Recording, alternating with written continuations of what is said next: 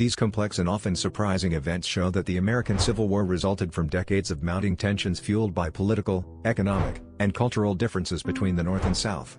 1. The balance of free and slave states was delicate from the start. In 1819, there were an equal number of free and slave states, creating a fragile balance in Congress. The addition of new states, like Missouri and Maine, led to heated debates, as each new state risked tipping the balance of power between North and South. 2. Manifest destiny fueled tensions.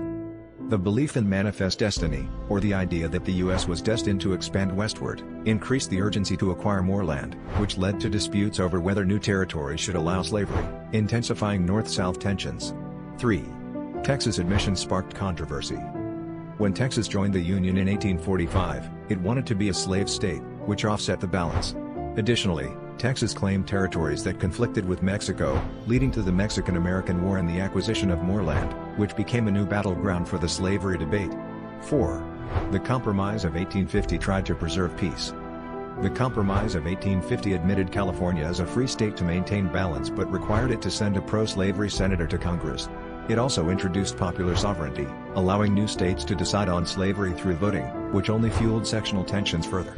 5. The Kansas-Nebraska Act led to Bleeding Kansas. The Kansas-Nebraska Act allowed residents to vote on slavery, leading to a rush of settlers on both sides and violent clashes known as Bleeding Kansas. This conflict set a violent precedent, with guerrilla warfare breaking out and heightening tensions across the country. 6. The Dred Scott decision was a turning point. In the Dred Scott case, the Supreme Court ruled that African Americans could not be citizens and had no right to sue. This decision outraged abolitionists, undermined free states, and intensified the push toward civil war by solidifying the legal support for slavery. 7. John Brown's raid on Harper's Ferry sparked outrage. Abolitionist John Brown's raid on Harper's Ferry in 1859 aimed to incite a slave rebellion. Although it failed, his actions inflamed Southern fears of an uprising and symbolized the growing divide between abolitionist and pro-slavery factions. 8. Lincoln's election triggered secession. When Abraham Lincoln was elected president in 1860, Southern states saw it as a threat to slavery and their way of life.